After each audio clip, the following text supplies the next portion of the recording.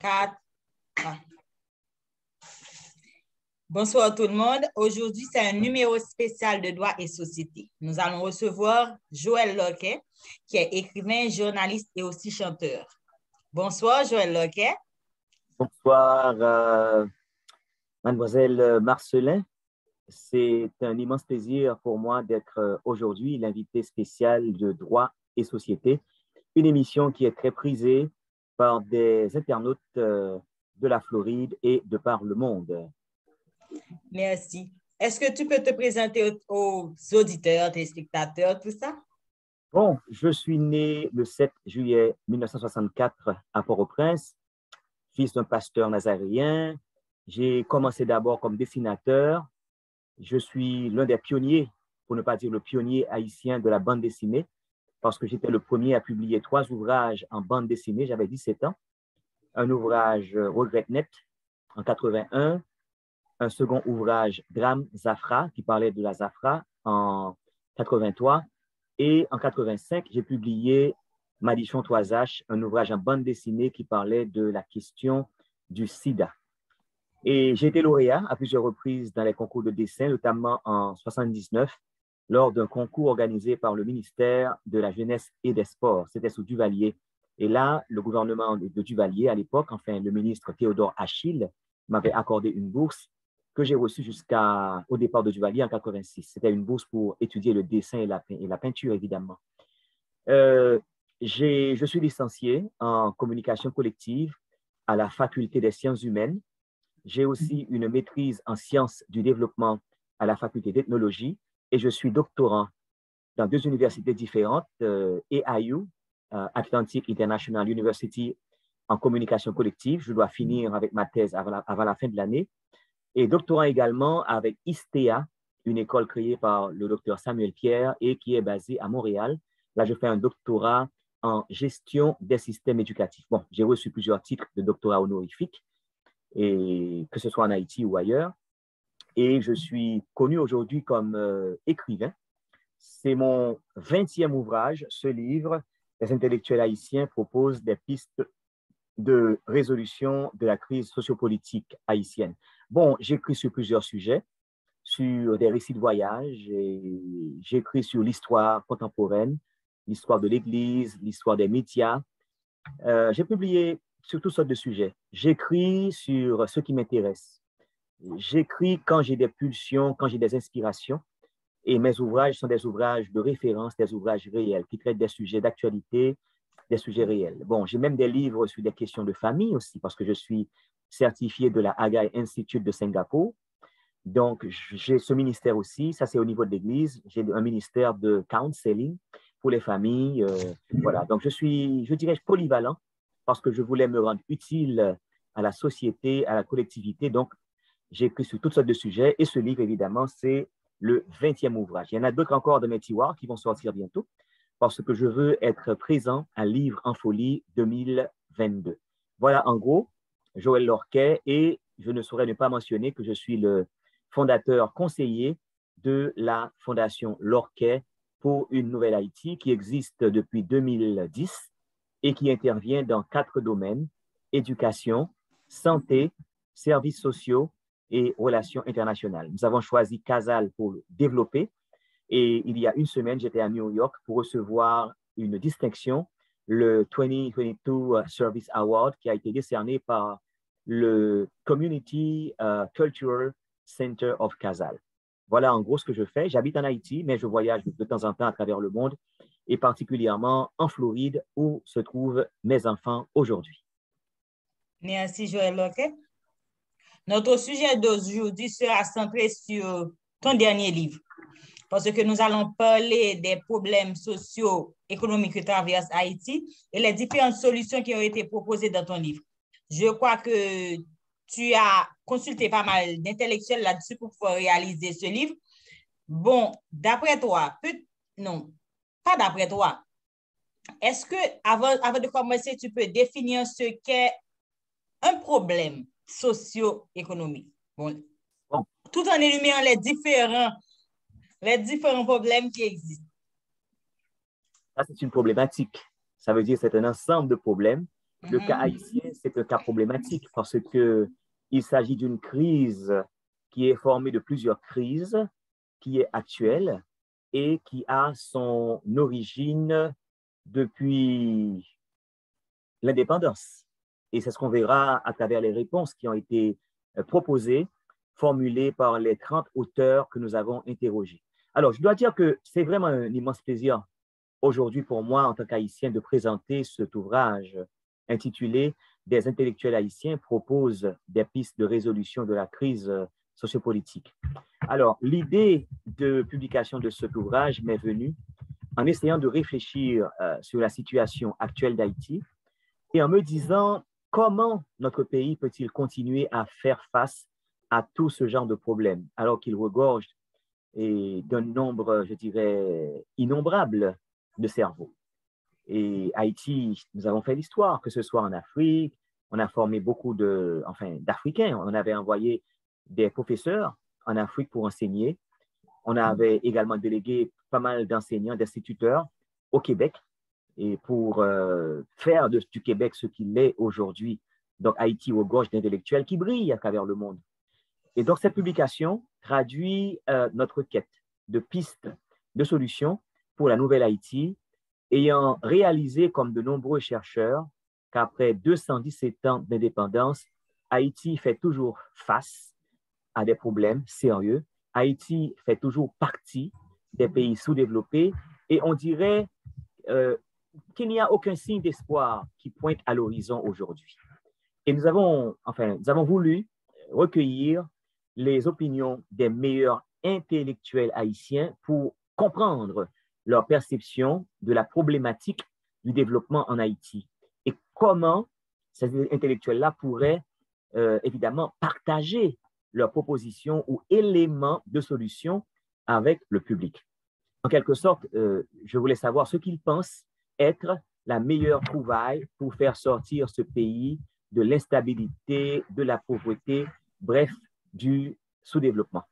Alors, cette situation de décrépitude nous interpelle tous, et tandis que nos voisins dominicains et ceux de la Caraïbe ne cessent de continuer à progresser. Donc, dans le cadre de notre projet, nous avons en effet contacté 69 intellectuels haïtiens, dont 37 résidents en Haïti et 32 en diaspora. Et finalement, on a pu recueillir, on a pu collecter et publier les textes de 30 intellectuels. Parmi ceux qui sont les plus remarquables et actifs, ils sont de tous les secteurs, de toutes les tendances, de différents âges, de différentes opinions ou perceptions politiques. Et bon, il est évident que si nous devrions compter tous les savants de ce pays dans ce projet, notre ouvrage comporterait au moins 2000 pages. Alors, je vais vous citer au hasard, rapidement, les intellectuels qui ont contribué à ce livre. Nous avons contacté par ordre alphabétique Adi Jean-Gardy, Dr Arnold Antonin, Pierre Buteau, Jules Casséus, qui est le doyen de l'Université chrétienne du Nord, au Lembé, Christophe Philippe Charles, poète, Ronnie Desroches, ancien directeur du collège Byrd et qui est très actif aujourd'hui dans les histoires de société civile, Max Dorismont, intellectuel haïtien qui évolue en diaspora au Canada, je crois, Michel Jessica Chiev, qui évolue ici en Floride, à Orlando aujourd'hui.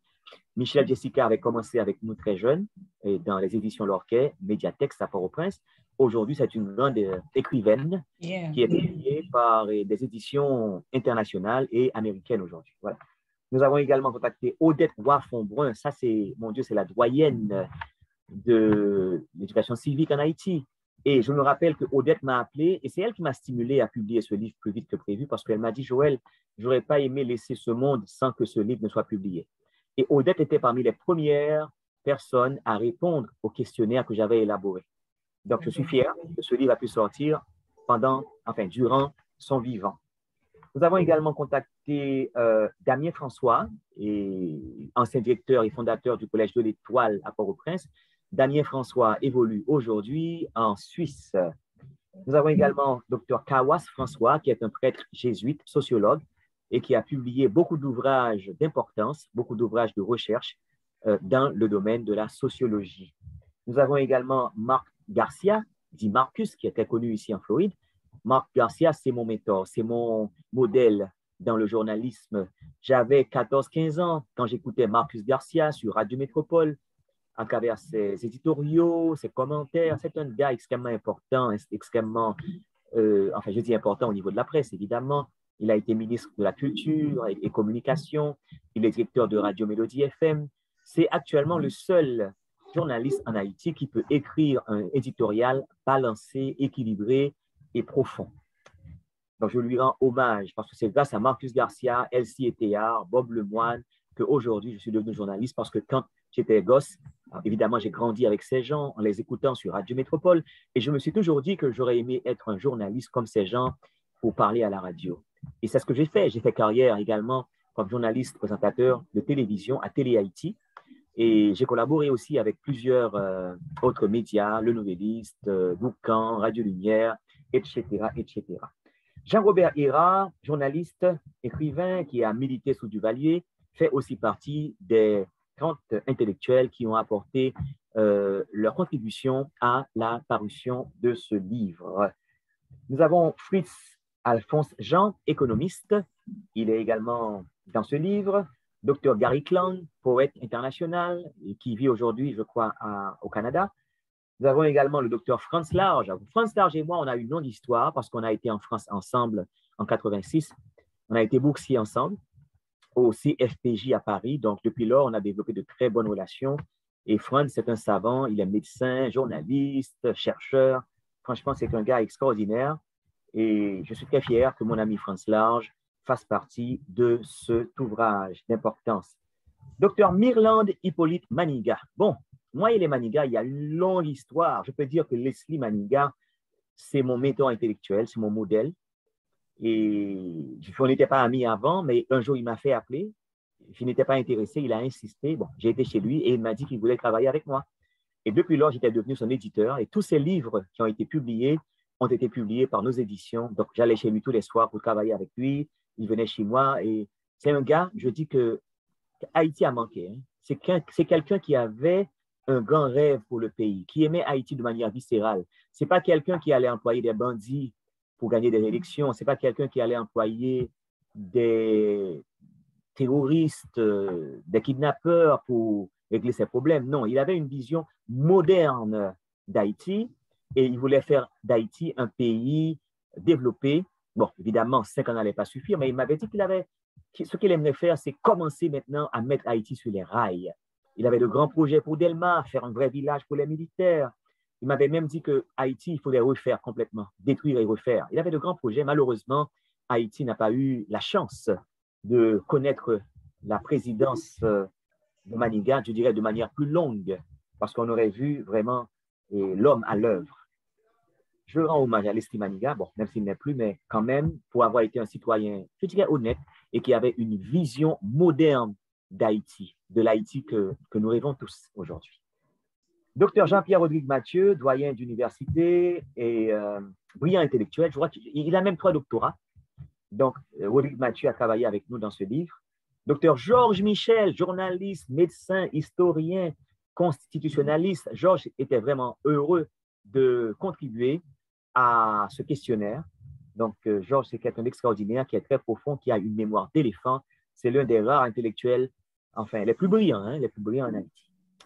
Madame Michèle Auriol est spécialiste des questions de territoire, est aussi parmi les contributeurs de cet ouvrage. Margaret Papillon est de la Floride aussi, romancière, qui a gagné plusieurs prix au niveau international, a bien voulu accepter de répondre aux questions. Margaret et moi, on est amis depuis des années, donc c'est une fierté, parce que j'ai toujours évolué dans ce monde, donc ça n'a pas été difficile pour moi de contacter ces gens et de les faire accepter ma proposition. Docteur Charles Poisset-Romain, un savant protestant, qui a écrit des dizaines d'ouvrages sur l'histoire de l'Église en Haïti. C'est un vrai savant, un gars qui a une mémoire extraordinaire. C'est un dictionnaire vivant. Donc, Charles Poisset-Romain fait partie des meilleurs intellectuels haïtiens et c'est un honneur pour nous de l'avoir également dans cet ouvrage. Docteur Hugues Saint-Fort, intellectuel haïtien qui évolue à l'étranger. Monsieur Michel Soukar, historien. C'est peut-être aujourd'hui l'écrivain le plus prolifique d'Haïti parce qu'il publie un livre presque chaque 2 mois.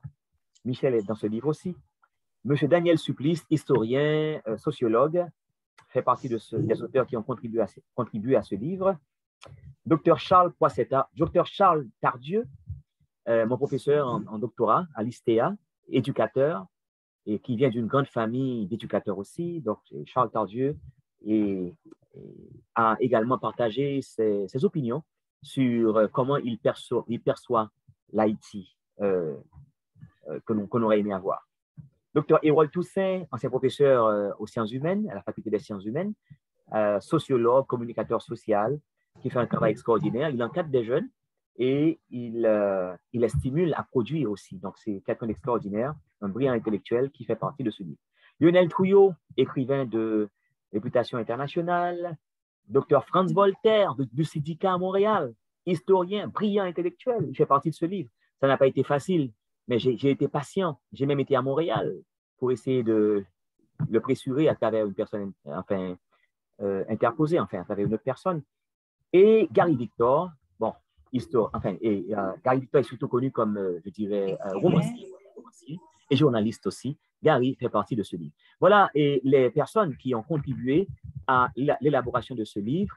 Et je dirais que, bon, certains étaient réticents, d'autres n'étaient pas intéressés au début, mais quand ils ont compris la portée et l'importance d'une telle initiative pour le changement tant souhaité, ils se sont mis au travail. Donc, un petit nombre très restreint a fait semblant d'ignorer notre démarche, mais 2 intellectuels contactés n'ont pas pu réagir puisqu'ils étaient malades et malheureusement, ils sont partis pour l'au-delà et sans avoir le temps de répondre à ce questionnaire. Il s'agit de Bernard Dietrich et Georges Castra. Et donc, en dépit de notre insistance, un très petit nombre n'a pas vraiment contribué, bon, faute de temps, ça se comprend, mais j'ai eu vraiment la crème de la crème, comme on dit, qui ont bien voulu participer à ce livre. Donc, voilà en gros comment je présente ce livre. Et pour répondre à la question spécifiquement, le problème Haïti est complexe parce qu'il est historique, il est social, il est économique, il est éducationnel. Bref, c'est un mélange. Notre cas est vraiment compliqué, mais je ne dirais pas que le malade va mourir. Il y a moyen de sauver le malade. Mais c'est vraiment une opération chirurgicale compliquée qui sollicite l'intervention de plusieurs médecins, de plusieurs spécialistes. Le cas n'est pas perdu. Le malade est encore alité. On peut le sauver, mais il faudrait beaucoup de bonne volonté, il faudrait beaucoup d'engagement, beaucoup d'investissement et une vision réelle et moderne pour arriver à faire d'Haïti un pays vraiment développé. Parce que nos voisins dominicains avancent à grands pas, mais nous, on est encore en train de nous battre chaque jour.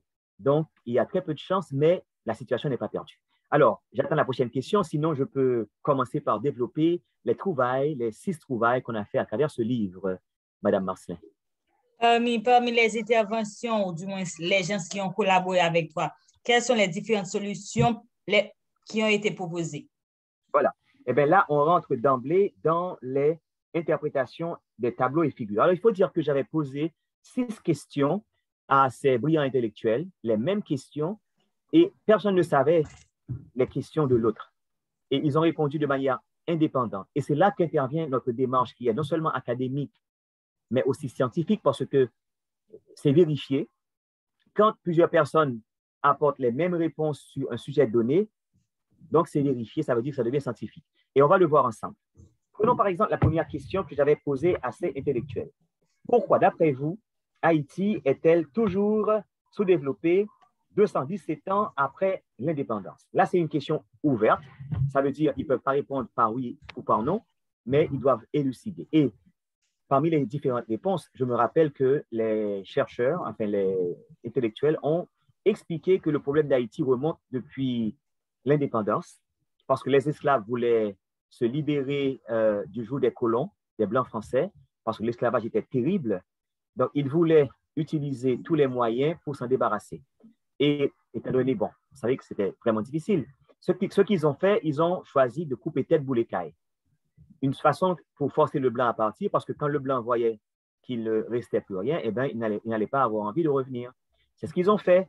Ils ont tout détruit. Mais vous savez que Haïti à elle seule, enfin, Saint-Domingue à lui seul, fournissait de la nourriture à toute l'Europe et la France en particulier.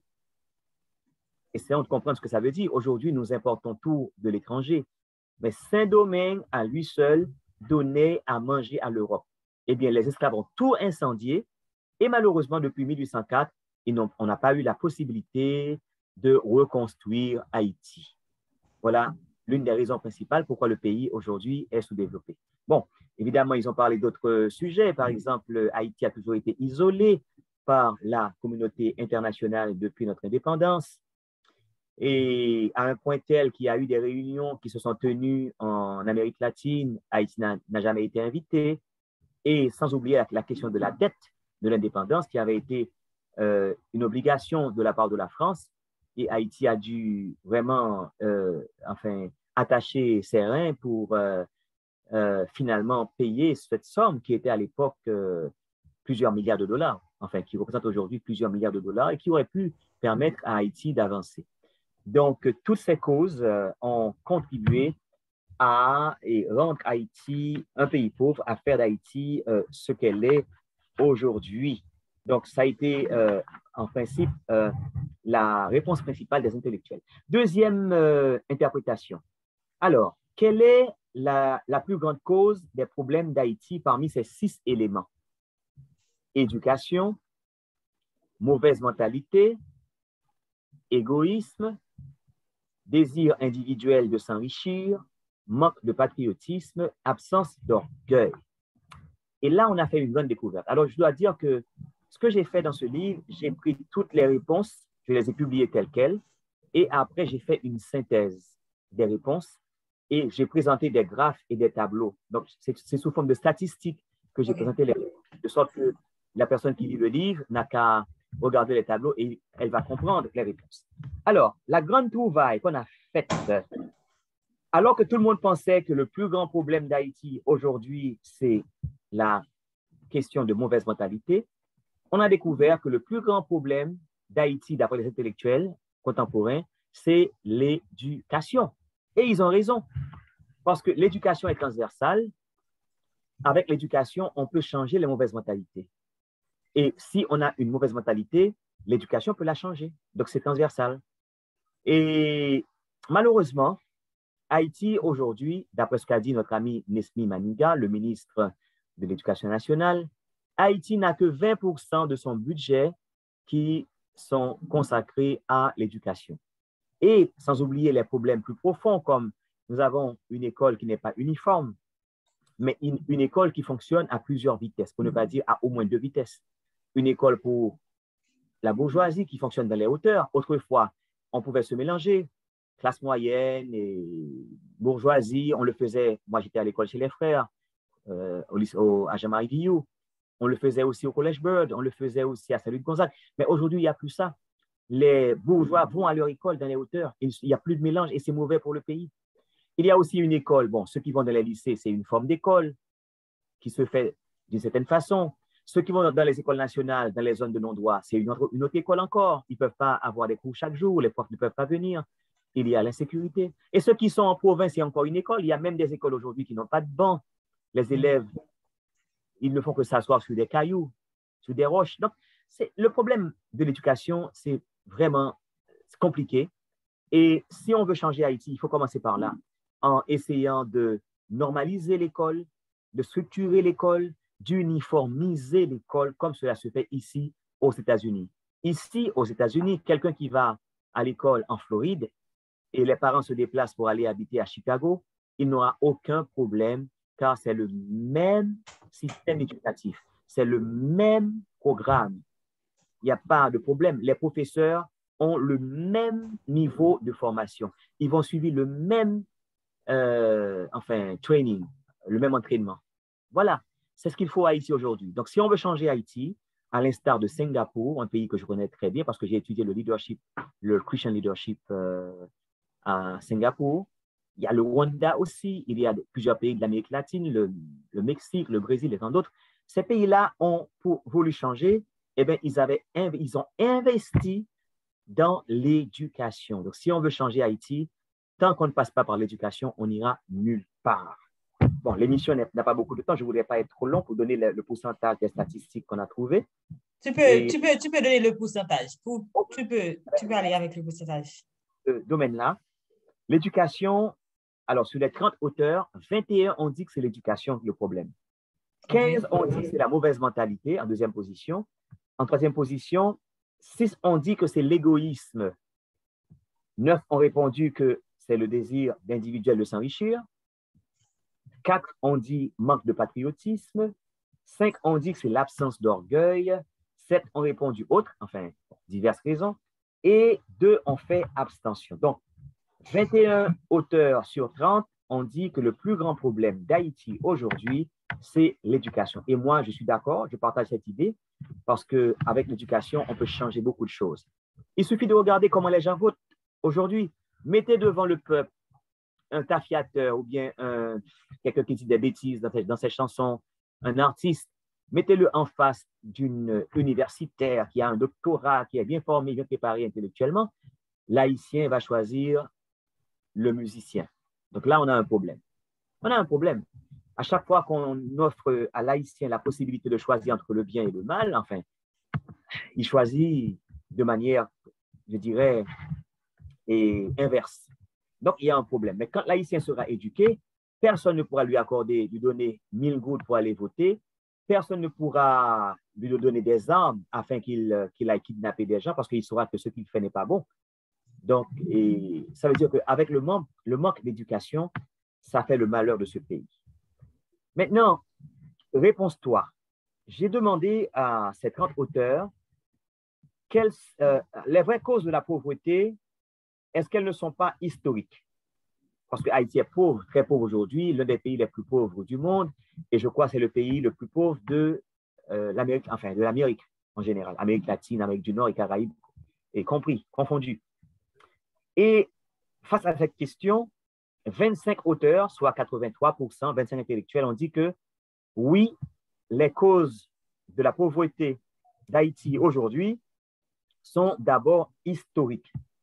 Et ils ont expliqué, enfin, à travers l'histoire, comment Haïti a toujours été relégué en rang de parent pauvre, enfin, traité comme parent pauvre, et méprisé. Et la communauté internationale, en général, n'a pas vraiment appuyé Haïti. Bon, ça, c'est une grande question encore, mais on sait que c'est à nous de développer notre pays, mais quand même, au niveau international, les causes historiques vraiment n'ont pas joué en notre faveur. Et il n'y a eu que 2 abstentions pour cette question. Donc, 83% ont répondu oui, il y a les causes sont historiques. C'est parce que, au fait, c'est vrai parce que même le fait de parler français, d'après moi, n'a pas été une bonne chose pour Haïti aujourd'hui. Si on parlait anglais ou espagnol, je crois que le pays serait plus loin. Bien que pour trouver des bourses pour les étudiants, tout ça, donc, le français ne nous a pas aidés, d'autant plus que la France n'a pas compris qu'il aurait fallu aider Haïti. Ça aurait fait sa fierté pour permettre à Haïti de se développer en tant qu'ancienne colonie. La France n'a pas compris ça, malheureusement. Donc, le français n'a pas été vraiment pour le bonheur d'Haïti. Et moi, je ne sais pas, mais si j'étais au timon des affaires, j'aurais prôné un changement de langue. J'aurais aimé l'anglais et l'espagnol. J'aurais fait comme le Rwanda, qui a switché, qui est passé à l'anglais aujourd'hui. Et les autorités l'ont fait de manière subtile en partant du kindergarten, la petite enfance, et pour monter progressivement avec les enfants, les élèves. Et comme ça, tout le monde parle anglais. Et dans peut-être 20, 30, 40 ans, le Rwanda soit un pays dont le français ne sera plus parlé et l'anglais sera la langue. Parce qu'aujourd'hui, pourquoi parler anglais? C'est la langue qui mène, c'est la langue des affaires et c'est la langue des opportunités. Donc, je crois que Haïti aurait dû faire de même, mais c'est un pays d'instabilité, un pays où il n'y a pas de vision, il n'y a pas de planification. Donc, nous payons aujourd'hui les conséquences, des inconséquences de nos prédécesseurs. 4e question, voilà, j'ai demandé, est-ce que la classe possédante économiquement, entre parenthèses, la bourgeoisie, est-ce qu'elle est fautive? Là, c'est intéressant. Et 83% des intellectuels, soit 25 sur 30, ont dit oui, elle est fautive. C'est une bourgeoisie obscurantiste, une bourgeoisie qui n'a pas de vision, une bourgeoisie qui n'investit pas dans son pays. Il n'y a pas de village en Haïti comme ici en Floride. Il n'y a pas de shopping center. C'est une bourgeoisie qui est bornée, qui se contente d'acheter et de revendre. Une bourgeoisie mercantile, une bourgeoisie égoïste qui refuse que d'autres nations viennent en Haïti pour investir une bourgeoisie qui a peur de la concurrence. Contrairement aux voisins dominicains, eux, ils n'ont pas cette mentalité. Ils ont un pays où ils font l'ouverture. Parce que pour qu'un pays fonctionne, il faut qu'il y ait la libre concurrence. C'est ça qui fait marcher un pays. Mais quand vous voulez garder le monopole pour vous seulement, ça ne profite pas à ce pays. Mais il est temps que cette bourgeoisie ait une autre vision du développement, qu'elle investisse dans des projets d'infrastructure. Comme je crois que le Hainanify ici, d'après ce que j'ai appris, a été créé par les Allemands et ils ont fait un accord avec le gouvernement américain à travers les tolls, les postes de péage. Eh bien, ils partagent les rentrées et comme ça, ils ont pu rentrer leur investissement pour cette route. C'est une bourgeoisie comme ça qu'il nous faut en Haïti, des investisseurs qui croient dans leur pays et non pas qui font l'argent en Haïti et qui chaque vendredi vont à Saint-Domingo, ils habitent à Saint-Domingue, ils investissent là-bas, ils ont des hôtels et puis ils ne font vraiment rien pour Haïti. Au contraire, ils contribuent à l'insécurité. Donc, les intellectuels ici, ils ont dit que cette bourgeoisie est fautive, c'est elle qui a occasionné la pauvreté d'Haïti. Mais tenez-vous bien, 5 des intellectuels n'ont pas voulu répondre à cette question, ce qui fait 17%. Bon, je ne connais pas les raisons. Et il y a eu quand même 5 abstentions, voilà, sur 25 ont répondu. Donc, la grande majorité a affirmé que cette bourgeoisie qui est là, et je le crois aussi, n'est pas progressiste du tout. 5e question, que faudrait-il faire pour changer radicalement la situation d'Haïti et prendre le chemin de la stabilité et du développement une fois pour toutes? Là, c'est une question encore, je dirais, ouverte et c'est intéressant de voir comment les intellectuels ont répondu. Et laissez-moi lire un petit peu, bon, et grosso modo, et là, ils ont parlé du déclin des anciennes mœurs, us et coutumes de la société par rapport à l'apparition de nouvelles identités plus valorisées que les anciennes. Par exemple, la modernisation des institutions par la technologie et les systèmes d'information, la scolarisation universelle, etc., font partie des changements sociaux. Bon, alors, grosso modo, ils ont dit que, oui, il faudrait beaucoup de changements en Haïti et ils ont même parlé de changer de culture, enfin de penser à une autre culture pour Haïti, parce que la culture qu'on a aujourd'hui, c'est une culture du chien manger chien, culture de dépinanguinais nègre à inègre, une culture qui n'encourage pas les gens à se dépasser, à faire des efforts, mais une culture qui encourage la critique, qui encourage les papotages, tout ça. Donc, c'est une culture vraiment qui détruit. Donc, ces intellectuels pensent qu'il faudrait même penser à promouvoir une culture d'altruisme, une culture de partage, une culture d'entraide, une culture qui permet non pas de faire la concurrence avec son voisin, son camarade de classe à l'école, mais d'apprendre à nous épauler, c'est-à-dire à faire la solidarité, à monter ensemble. Bon, et c'est très profond ce qu'ils disent, mais je crois que tout ça a occasionné également notre malheur. Dernière question, et non des moindres, et là, il y a beaucoup de surprises aussi. Et j'ai demandé aux intellectuels, est-ce qu'il y a de l'espoir pour Haïti car la situation peut être, est-ce que la situation peut être redressée? Alors, pour ceux qui disent que bon, tout est perdu pour Haïti, il n'y a pas d'espoir, il n'y a pas de chance pour ce pays, eh bien, moi, je dis que c'est le contraire. D'après les intellectuels, il y a une bonne nouvelle pour nous aujourd'hui. Oui, il y a de l'espoir pour Haïti. Oui, Haïti peut changer. Oui, il n'est pas trop tard pour promouvoir un autre paradigme, une autre façon de penser, une autre mentalité, de faire les choses différemment, d'avoir une autre vision pour Haïti. Eh bien, ils ont dit oui, il y a de l'espoir parce que 20 sur 30, tenez-vous bien, 20 sur 30 ont dit oui, Haïti peut changer. Ça représente 67% des sondés. 7% sont pessimistes. 7 sont pessimistes, et c'est beaucoup. 7 ont dit, bon, le pays, ça n'a pas gagné au café, et pour l'île, la case est quand même, le cas est perdu, on n'y peut rien. 7 intellectuels sur 30 ont dit ça. Et là, c'est grave, parce que ça représente 23%. 23% des Haïtiens, enfin interrogés, disent qu'il n'y a plus d'espoir pour ce pays. On peut enlever ces gens, mettre d'autres nations, Haïti n'ira nulle part jusqu'au retour de Christ. Et c'est grave. Et 3 seulement ont fait abstention. 3 d'entre eux n'ont pas voulu répondre, ce qui donne 100%. Donc, 20 sur 30 ont dit oui, il y a de l'espoir, et moi, je partage leur opinion. Je crois également qu'il y a de l'espoir pour Haïti, malgré la situation d'insécurité que nous connaissons aujourd'hui, parce que moi, j'habite en Haïti aussi, et chacun fait face à l'insécurité à sa façon. Tout le monde est concerné, malheureusement, sauf qu'on prend ses précautions et on vit aux dépens du Créateur, aux dépens de Dieu. Moi, je suis un homme de foi, un croyant, et je crois qu'il va me protéger. Naturellement, je fais mon respect aussi, je mène une vie paisible, je n'ai pas de problème avec personne, je n'ai enfin aucun problème avec personne. Je mène une vie normale, ça c'est la première règle, pour se sécuriser aussi. Mais je crois que on vit aujourd'hui aux dépens de Dieu. C'est Dieu qui nous protège. C'est chaque jour qu'on entend de mauvaises nouvelles. Mais malgré les kidnappings, malgré l'insécurité, malgré que le pays soit gangstérisé aujourd'hui, Port-au-Prince est encerclé de gangs partout. Que ce soit du côté nord à la Croix des Bouquets, il y a des gangs. Que ce soit sur la route nationale numéro 1, il y a des gangs. Que ce soit sur la route 9, il y a des gangs. Que ce soit au Bicentenaire, il y en a. Que ce soit à Martissan, il y en a.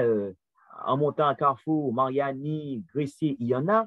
Si on fait le tour, on monte encore à Boutillier, La Boule, il y en a. Donc, le pays est encerclé de gangs et malgré que dès qu'il fait 4-5 heures de l'après-midi, il n'y a plus de voitures dans les rues, tout le monde rentre chez soi, les restaurants n'ont plus de clients. Et moi-même, je suis propriétaire de 2 entreprises, une imprimerie, Mediatex et une papeterie intermédio. Rien ne marche aujourd'hui. Même pour faire le payroll, je fais des miracles parce qu'il n'y a aucune affaire, les gens ne sortent pas, il n'y a pas de vente, il n'y a pas de liquidité. Et le dollar grimpe, c'est très élevé. Donc, malgré tous ces problèmes, et on vient de tuer un président, l'avenir est incertain. Malgré ça, les gens ont dit, les intellectuels, ils ont dit, oui, il y a de l'espoir. Si on peut changer de mentalité, de paradigme, si on est animé de la bonne volonté de changer la situation, si on veut gérer Haïti en bon père de famille, si on se dit non, on ne va plus voler, quand on est à un poste important, on va travailler pour le bien-être de la collectivité, de la société, de nos frères qui croupissent dans la misère, nos frères et sœurs. Si on se dit que maintenant, au lieu de voler, on va prendre l'argent pour investir dans les infrastructures, créer des autoroutes, créer du travail, créer de bons projets pour les jeunes, désarmer le pays, gérer nos frontières, c'est possible. Haïti, ce n'est pas compliqué. Mais quand l'État est gangstérisé, bon, il n'y a aucune chance. Maintenant, il faudrait vraiment qu'il y ait des gens honnêtes, des chrétiens animés, pénétrés par la parole de Dieu, par le christianisme, les principes du christianisme, et des gens qui se disent, bon, on va gérer comme de vrais chrétiens, comme de vrais pères de famille. À ce moment-là, eh bien, on aura des gens honnêtes à la tête de ce pays. À ce moment-là, ça peut changer. Mais tant qu'on a des corrompus, des gens qui se font élire avec des armes, des gens qui achètent les votes, eh bien, on ne peut pas espérer le changement parce que en bon créole, il dit de l'eau sale, pas capable de l'eau propre. Donc, c'est la même chose. Si vous avez été élu d'une mauvaise façon, à quoi on peut s'attendre? Eh bien, à une mauvaise gouvernance. Donc, on doit arriver à un point où les Haïtiens se disent, mes amis, on va donner une chance à ce pays. N'a pas un pays à une chance. Il faut une chance à Haïti. On est en 2022. 2022. Tous les pays font des efforts pour avancer. La Dominicanie, notre voisin le plus proche, notre voisin limitrophe. C'est incroyable. Moi, je savais aller à Saint-Domingue avant cette histoire de kidnapping du côté de la frontière. J'y allais chaque 2 semaines pour mes affaires. Chaque 2 semaines, j'ai beaucoup d'amis à Saint-Domingue. À chaque fois que j'y allais, c'était un plaisir de voir que c'est un pays qui avance. Il y avait toujours une nouvelle route, il y avait de nouvelles constructions, il y avait un nouveau pont, il y avait un nouveau projet. Ils ont fait le métro, ils ont fait le téléphérique. Actuellement, ils ont négocié avec les Chinois. Ils sont en train de construire non seulement de nouveaux villages, même pour les Haïtiens aussi, mais ils construisent le TGV de Santiago à Santo Domingo. Ils ont de grands rêves, de grands rêves. Nous, quel rêve que nous avons pour Haïti? Nous n'avons aucun rêve. Qu'est-ce que ça nous fait pour pays? Si vous êtes un bilan de la situation depuis 1804, il n'y a rien qui a été fait par les gouvernements récents. Je peux vous dire, si j'ai encore le temps, je ne sais pas, mais je vais vous dire je peux citer quelques exemples. Oui, tu peux citer quelques exemples. Il n'y a aucun bilan. Ils n'ont aucun bilan. Je vais vous dire, moi je suis journaliste, je ne suis pas dans la politique, je ne suis pas là pour critiquer, mais je dis ce que je vois, c'est un constat. Il n'y a eu aucun bilan sérieux d'aucun gouvernement de 86 à nos jours. Ce que le pays a réalisé qu'on peut noter comme d'importance, c'est la ferrière, que Christophe avait fait. Ça, c'était un grand projet pour Haïti, sans souci, si vous voulez. Un peu plus tard, on a eu peut-être, je dirais, avec Antoine Simon, il y a eu des projets ferroviaires. Enfin, on a été parmi l'un des premiers pays à avoir le train en Haïti. Bon, c'était extraordinaire pour l'époque. Un peu plus tard, on a eu Estimé qui a fait le bicentenaire et d'ailleurs qui allait prolonger le bicentenaire jusqu'à Léogane. Il n'a pas eu le temps, malheureusement, parce que le pays, ça dépend, on a fait bagaille qui bon, il n'y a pas de beau. C'est comme ça. Soit au tuyau, mais soit au aller. Bon. Mais lui, il avait de grands projets. Il avait commencé Péligre, qui a été achevé par Magloire, puis Duvalier. Ça, c'est un projet extraordinaire, Péligre. Un peu plus loin, qu'est-ce qu'on peut noter? Le Stade Sylvio-14 ou encore l'aéroport international. Bon, petit projet, plus ou moins Cabaret, la ville de Belader, encore estimé. Mais à part ça, donnez-moi un projet d'importance. Pas une autoroute, pas vrai?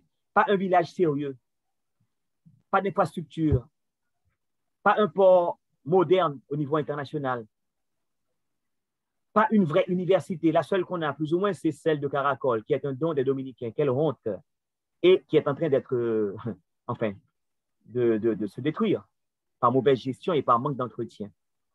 Curieusement, le plus grand projet depuis 1986 qu'un président a initié, et je le dis sans passion, je ne supporte personne, c'est le projet du barrage de Marion, de Jovenel Moïse.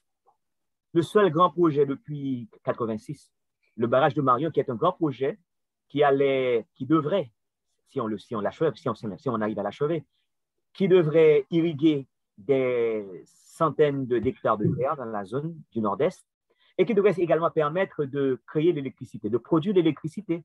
Ça, c'est un projet visionnaire. Imaginez que ce monsieur avait eu de faire plusieurs dans tout le pays, ça aurait été bien. Mais depuis lors, bon, moi, je ne sais pas si je peux me tromper, mais je n'ai pas vu un projet d'importance pour Haïti, comme on voit ici, des gratte-ciels, des villages, comme on appelle en France les HLM, des villages sociaux, de grands projets. Nous, par contre, copier bagaille qui bon, c'est bagaille qui mal nous copier seulement.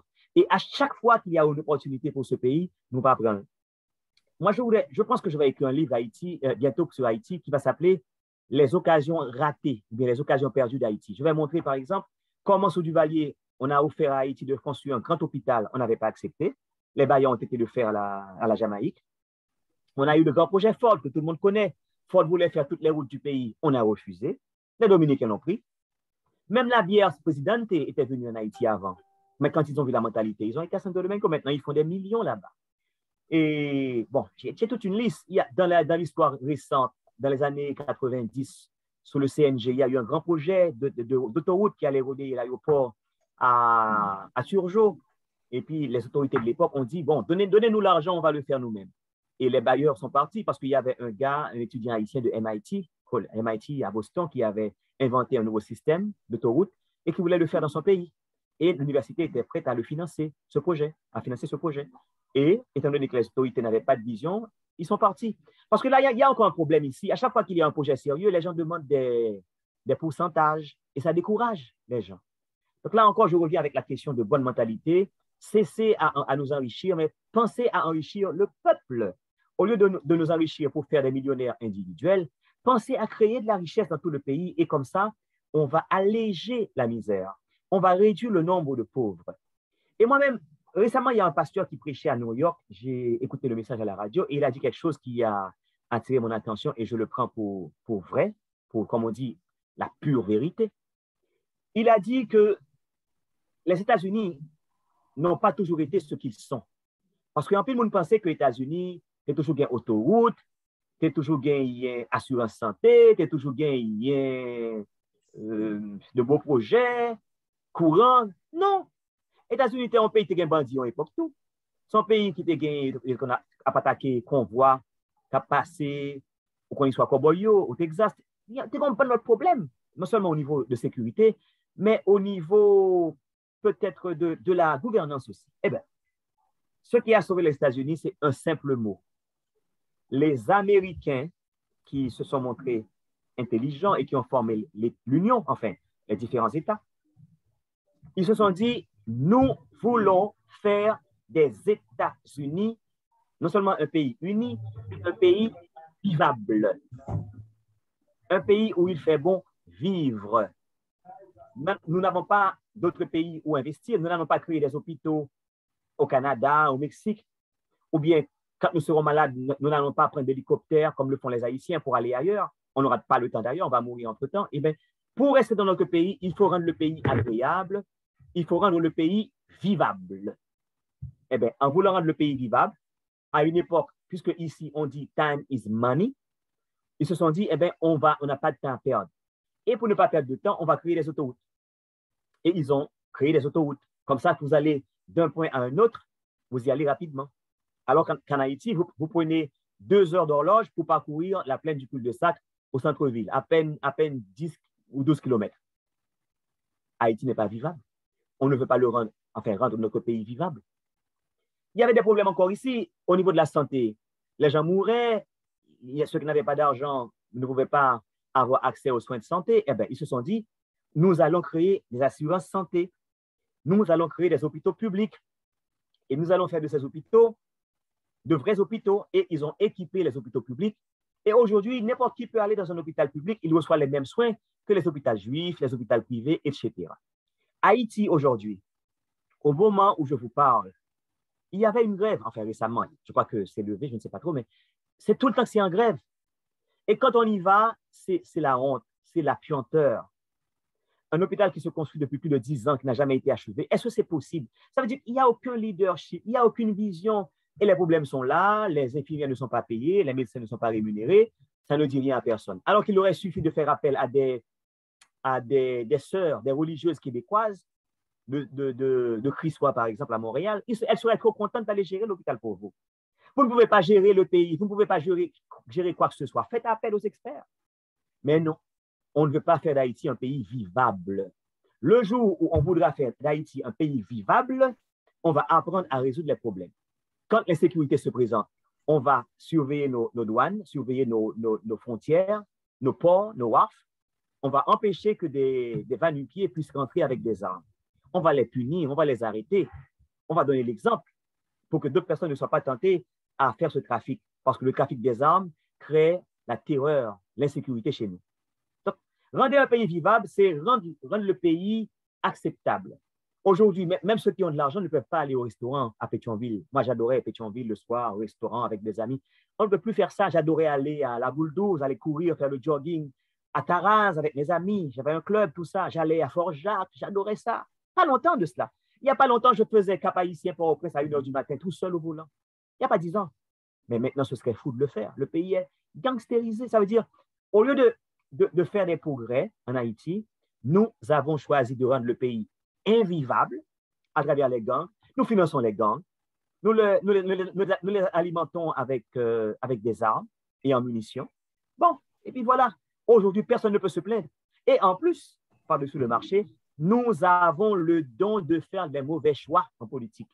Depuis l'Antiquité, depuis l'histoire, les temps anciens, que ce soit Rosalvo Bobo, Anténor Firmin, on a toujours choisi les mauvais leaders. On n'a jamais voulu choisir les vrais leaders. Jusqu'à Duvalier encore, et face à Jumel, si vous voulez, c'est toujours, on fait les mauvais choix. Jusqu'à l'histoire récente chez nous, nous avons le don de faire les mauvais choix. Maintenant, pour changer Haïti réellement, il faudrait que les Haïtiens changent de façon de penser, changent de vision, changent de paradigme, et surtout qu'ils soient animés de l'amour du prochain, l'amour de leur pays, le patriotisme, le civisme, mais on n'a pas ça. On a une grande chance parce qu'en Haïti, aujourd'hui, je sais qu'il y a à peu près 1 millier de médias, de stations de radio et à peu près 200 stations de télévision. Donc, c'est un pays béni. Quand on connaît les fonctions des médias, qui sont d'informer, de former et de distraire, on sait qu'on peut changer parce que d'autres pays l'ont fait. Moi-même, j'ai ajouté un 4e concept, contrairement à Macluhan, j'ai ajouté le concept de transformation. Les médias sont là pour former, certes, informer, oui, distraire, oui, mais ils sont là également pour transformer. C'est comme la parole de Dieu. Si cette parole ne vous transforme pas, eh bien, c'est peine perdue. La personne qui écoute un média doit pouvoir, à force d'écouter les médias, elle doit pouvoir arriver à se transformer. Ça veut dire être imbibé de l'esprit de patriotisme. Mais il faut qu'on y ait. Il n'y a pas de média qui a passé la bordaille, qui a passé bêtises, films, 11h du soir, qui a passé mon toutouni, non? Média a besoin de monde et m'te dit de vrais leaders, de monde qui responsable qui pour gérer tout, oui. Mais là, on prend des gens qui moral qui gérer les médias, il y a pourri jeunesse là, oui, qu'on y a même dans le cartoon, il y a entre deux garçons, enfin bon, nous on semble dire, bagay LGBT. C'est pour pourrir le pays, c'est pas ça pays a besoin qu'on y ait. On veut des médias qui fassent l'éducation. Quand je dis éducation, c'est pas l'éducation seulement formelle qui se fait à l'école ou à l'université, mais c'est aussi l'éducation informelle qui se fait à l'église, qui se fait dans la rue, chez les voisins, dans le quartier et surtout à travers les médias. Et j'ai des pays qui l'ont fait et qui ont réussi. On prend le cas du Brésil, on prend le cas du Mexique. Ces pays, il y a une trentaine d'années, avaient des problèmes similaires à Haïti, 30 ou 40 ans. Et le Mexique, par exemple, qu'est-ce qu'ils ont fait au Mexique? Pour accorder une licence à un directeur de médias, il faut qu'il signe un contrat avec l'équivalent du Conatel en Haïti, qui gère les médias, comme le FCC aux États-Unis. Il faut qu'on soit d'accord pour diffuser au moins 6 heures d'horloge, 6 heures de temps, des émissions éducatives sur le civisme, le patriotisme, le savoir-vivre, des émissions, je dirais, positives. C'est comme ça qu'on change une mentalité. Eh bien, le directeur peut dire, je suis d'accord, mais je n'ai pas les ressources nécessaires pour produire ces émissions, parce que ça coûte cher, et c'est vrai. Eh bien, l'État vous répond, pas de problème. Nous avons la radio éducative, nous allons produire les émissions pour vous, et nous allons vous les envoyer, et votre travail sera uniquement de les diffuser. À ce moment-là, on ne peut pas refuser, parce que les émissions viennent toutes faites, sans contenu politique, mais avec des contenus, je dirais, éducatifs, des contenus qui peuvent arriver à transformer l'auditeur, à transformer le téléspectateur. Voilà ce qu'il faut à Haïti. On a près de 1 millier de stations de radio, divisées en 4 catégories, les radios commerciales, la radio d'État, les radios communautaires, les radios religieuses, toutes catégories. Toutes ces radios, plus les stations de télévision, eh bien, se mettent ensemble pour créer des émissions éducatives, pour diffuser des émissions éducatives, et vous aurez les résultats. Mais l'État n'est pas responsable, l'État laisse faire. Et il y a des émissions vraiment tête en bas aujourd'hui, à n'importe quelle heure, des émissions qui optent pour la dépravation. Avant-hier, je lisais sur un site, sur les réseaux sociaux, un rappeur, je ne sais pas trop, mais un musicien haïtien qui a choisi comme de faire une musique qui s'appelle Chérie m'en vit fait avec vous. Comment ça me le dit? Et petite musique la même, Chérie m'en vit fait, quel bagaille avec vous. Le mot pur. Et l'artiste est présenté comme c'est un artiste extraordinaire, il a fait une belle musique, il dit Seigneur Jésus. Dans un pays sérieux, on aurait interdit ça. Et moi, si j'étais directeur de médias, je n'aurais jamais diffusé une telle musique parce que ça contribue à pourrir la jeunesse. Et ce n'est pas ça Haïti besoin aujourd'hui. Nous pas voulu des bagages qui parlent pourrir la jeunesse. Nous besoin au contraire des bagages qui sont capables de construire le pays. Le pays a besoin de construire. Dans tout problème, nous avons là, nous avons besoin de bagages qui sont craser le pays. Nous avons besoin de bagages qui sont capables de permettre nous l'autre pays, une nouvelle Haïti. Et pour arriver à avoir cette nouvelle Haïti, les médias ont un rôle extrêmement important à jouer. Ils peuvent jouer leur rôle. Et ce rôle, c'est vraiment important. Ça veut dire un rôle de transformation, comme je l'ai dit tantôt, un rôle de conscientisation pour permettre aux Haïtiens, aux patriotes, aux citoyens de pouvoir participer valablement dans la construction de leur pays et pourquoi pas dans l'élaboration de la nouvelle Haïti dont nous rêvons tous aujourd'hui. Merci, Joël Locke. Pour finir, bon, tu as tout dit. On va me poser des questions. C'est bien. Ouais. Pour conclure, j'aimerais que tu donnes un conseil aux Haïtiens qui te regardent là ce soir pour pouvoir, afin de leur, je ne sais pas si c'est leur demander de faire quelque chose, à savoir de prendre conscience de la situation du pays. Comme tu le disais tout à l'heure, ben, pour finir, le dernier mot est à toi. Qu'est-ce que tu veux dire aux gens qui te regardent? Bon, moi, le premier conseil que j'aurais aimé apporter aux Haïtiens aujourd'hui, c'est de leur dire aimez votre pays. Remez pays ou. Remez pays ou avant poche ou. Remez pays ou avant tête ou. Remez pays ou avant richesse ou. pas égoïste. Pensez à travail pour bien-être collectivité, pour bien-être tout haïtien. Ne pensez pas à vos intérêts personnels, pensez aux intérêts de la collectivité, pensez aux intérêts de la majorité, pensez aux intérêts de la société. Aimez Haïti de manière viscérale. Aimez Haïti, je ne sais pas, comme vous vous aimez vous-même. Aimez Haïti réellement. Si vous aimez Haïti réellement, vous verrez la différence, vous verrez le changement. Et c'est ça le problème. Nous, enfin, la quasi-totalité, la grande majorité des Haïtiens n'aiment pas Haïti. Et c'est ça le problème aujourd'hui.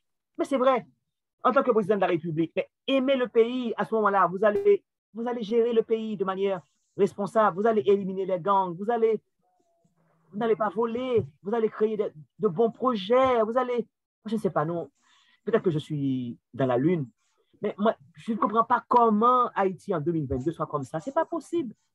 C'est pas possible. Tous les pays font un effort, même les pays africains font des efforts. Mais nous, c'est comme si on est confortable. Mes amis, Jean-Pierre Yaya, il n'est pas bon. Regardez la diaspora, là. J'étais avec Madame Charline Frédéric.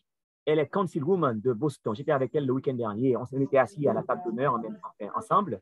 On me remettait une distinction comme le 2022 Service Award. Et on se parlait. Et elle m'a dit que Joël, alors elle est la bonne amie de Madame Cherfilus aussi, qui est une des élus de la Floride, je crois, en fait. Et elle me dit que le plus grand problème, c'est que la diaspora est prête à retourner pour participer à l'élaboration de la nouvelle Haïti, pour participer au développement économique et social du pays. Et la diaspora veut venir, mais on lui a empêché de retourner en Haïti. L'insécurité empêche la diaspora de venir investir, de venir construire leur logis, leur maison, leur résidence. Il y a pris Frédu, moi on est venu New York avant hier, mon Dieu, nous c'est ça, moi qui ai filmé, mais bon, pas autorisé, mais c'est pareil qui pour fort triste. La machine dans Frédu, ah ouais, monsieur, c'est comme on dit, pas le mourir. Moi, je dis, mes amis, mais ça, politiciens haïtiens fait Haïti aujourd'hui. Ils ont empêché la diaspora à la Kaili. Mais la prend Frédu, là, la facilité, alors qu'elle est prête à retourner chez elle, aller en province. Actuellement, c'est la belle vie en province, malgré tout. C'est la belle vie en province. Mais comment aller? Parce que nous ne pouvons pas prévoir rien. On n'a pas fait d'aéroport en province. Bon, à part du Cap haïtien qui a un aéroport plus ou moins international, même les CAI, bon, c'est en construction, ce n'est pas fait.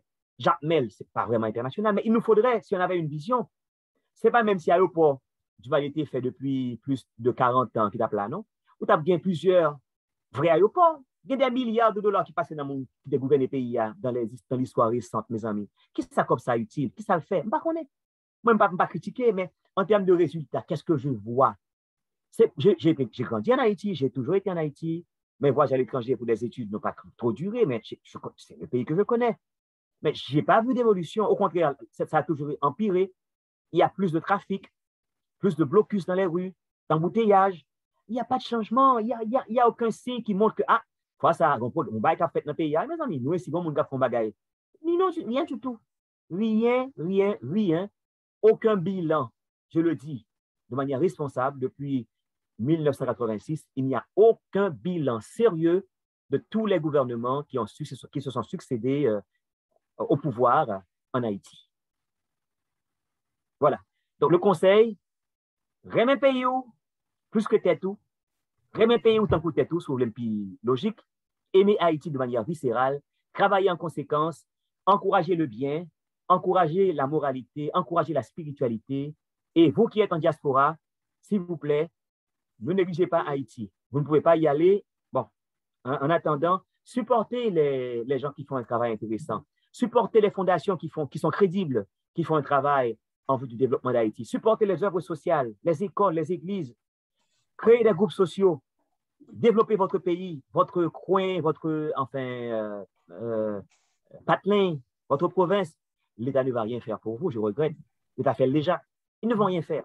Mais c'est à chaque Haïtien de développer sa communauté, de développer son patelin, de développer sa province, sa ville natale, car il n'y a pas de développement sans la participation des autochtones, des citoyens, des vrais Haïtiens. Voilà, c'est mon conseil, c'est mon dernier mot aujourd'hui à l'émission Droit et Société de notre chère mademoiselle Marcelin. Merci, Monsieur Joël Lorquet. Ce fut un plaisir de t'avoir ce soir. Je te donne rendez-vous pour une prochaine fois parce que tu as beaucoup de livres. Ben, on doit avoir du temps pour parler des autres livres. Ben, merci encore une fois. À la prochaine. Merci. Et juste avant de clore l'émission, je dirais que mon ouvrage intitulé Les intellectuels haïtiens proposent des pistes de résolution de la crise haïtienne est disponible pour la diaspora à travers la librairie Mapou. Librairie Mapou à Miami, c'est disponible pour ceux qui veulent se le procurer. Dans le cas contraire, on peut toujours me contacter aux références suivantes, par téléphone ou WhatsApp au 37 93 03 99 3793 0399 et par email à l'adresse suivante joellorquet@yahoo.com JOELLORQUET@yahoo.com. Et s'il vous plaît, ne faites aucune confusion entre Jojo Lorquet, qui est un collaborateur de Martelly, et Joël Lorquet, qui est, je dirais, l'écrivain, le journaliste, l'ancien chanteur de Alabanza. Voilà. Donc, ce sont deux personnes différentes. Moi, je m'appelle Joël Lorquet et lui, il s'appelle Joseph Lorquet. Donc, s'il vous plaît, ne créez pas de confusion. Donc, voilà. Restons positifs et restons surtout optimistes, car l'espoir n'est pas perdu pour Haïti. Il y a de l'espoir. Nous pouvons changer Haïti. Nous devons changer Haïti. Nous allons changer Haïti, car l'avenir commence aujourd'hui. Merci.